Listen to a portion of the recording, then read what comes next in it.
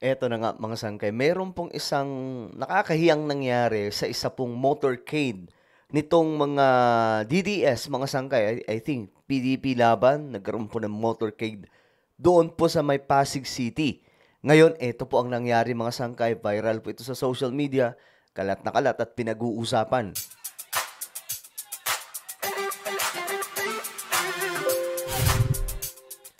Yo guys, what's up? This is me, Sangkay Janjan. I'm back for another vlog today. Kamusta po kayo? At ito na nga mga sangkay, pag-uusapan po natin itong viral ngayon sa social media.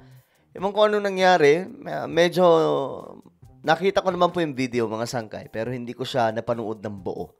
No, ano nga ba ang nangyari ngayon mga sangkay, titingnan po natin. Kasi nga po, buong akala ng iba, mas marami po yung mga DDS, di ba?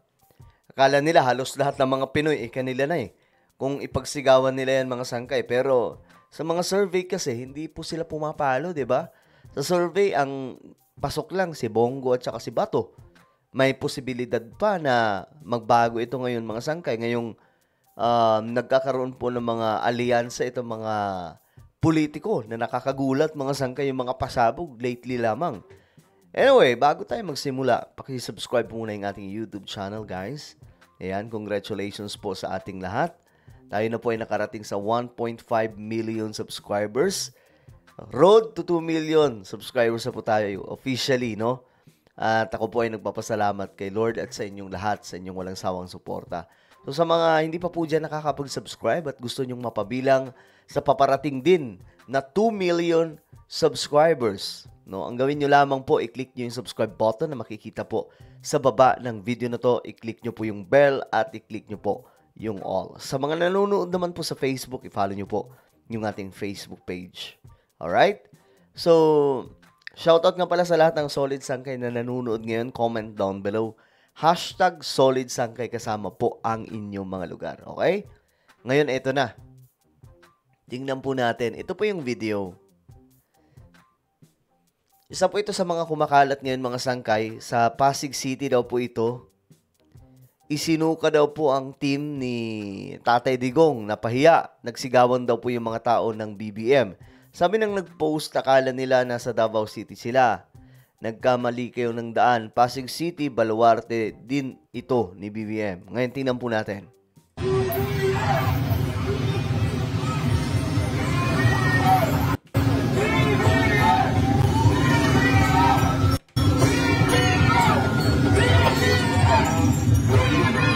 Okay, so ito yon. So, ang kapansin-pansin lang ngayon, mga sangkay, ngayon na medyo tumagal na po itong eksena ng Duterte laban sa Marcos, naglalabasan na ngayon yung mga tunay na taga-suporta ni PBBM. No? Pansin nyo ngayon, mga sangkay, talagang mayroong nagaganap na paligsahan, mga sangkay, ng mga taga-suporta ng Marcos at saka Duterte. BBM! BBM!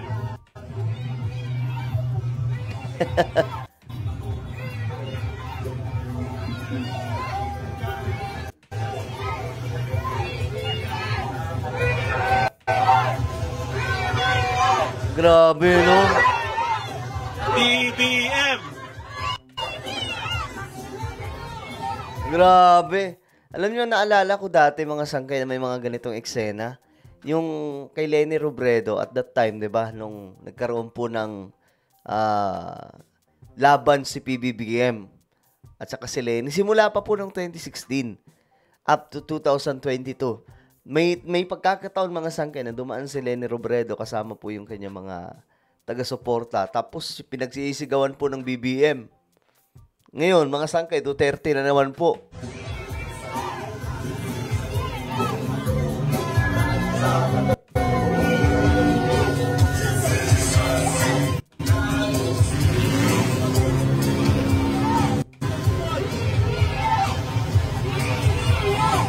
Grabe.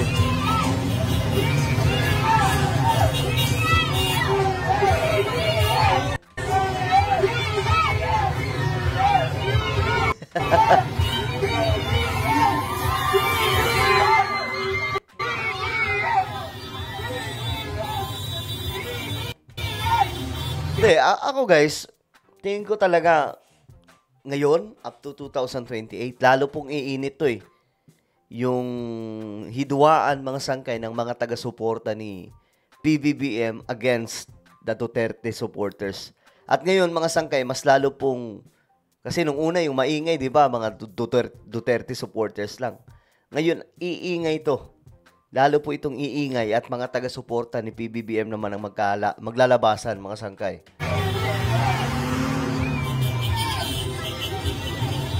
Grabe.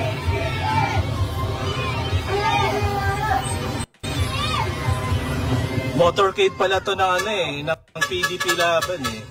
O, di ba? Ayan o, ayan o. Pero ang sigaw ng ano, ang sigaw ng lugar, BBM. O ngayon, may isa pang video dito eh. Ito.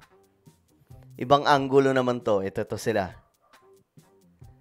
Pasig Motorcade, Kibuloy, Vic, Rodriguez at Bato. Ito ang maririnig nyo. Solid pala alyansa ito.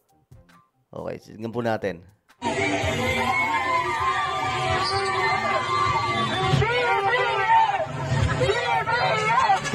Nung nakita nyo si Vic Rodriguez, sina Bato de la Rosa kanina, kasi parang meron sila ditong ano eh, motorcade eh. Na sila kasi hindi sila lalaban. Hindi sila lalaban para sa ating bansa. Lalaban sila para sa mga sarili nila. Mga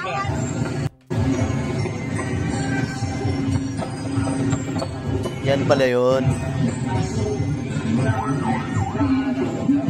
Kasi mga sangge masyadong ano to sila eh. Ano tawag dito? Yung pinagmamalaki po talaga nila na parang kami yung mas marami. Kami na yung sigurado. Sure win. Kasi ganyan po yung main condition itong mga taong ito ng mga taga-suporta ni PRRD, especially yung mga vlogger. Sinasabi po nila mga sangkay na mas marami tayo, huwag kayong mag-alala, panalo na tayo kahit nangungulilat sa survey. O ito si Jimmy Bondok, hindi naman to ano eh. Hindi naman po si Jimmy pumapalo talaga eh.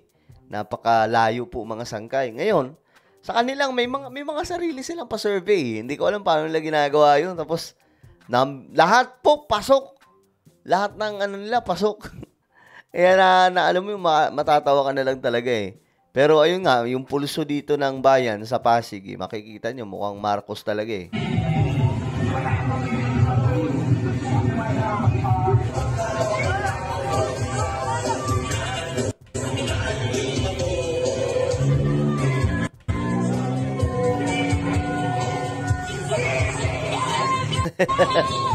No to fake news.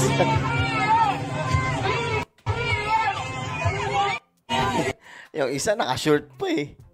Mambira. So ayan mga sangkay, no? Ano po ang inyong opinion tungkol dyan? No? Medyo umiinit yung politics. Ano pa to? Lalo pa po itong iinit sa mga paparating pang mga araw. Kasi ilang araw na lang, election na eh. Well, ano po ang inyong opinion mga sangkay? Comment down below. Mayroon po tayong YouTube channel, Sangkay Revelation. Hanapin nyo po ito sa YouTube ngayon din. Kapag nakita mo na, i-click nyo po yung subscribe, i-click ang bell, at i-click nyo po yung all. Ako na po yung magpapaalam. Mag-iingat po ang lahat. God bless everyone.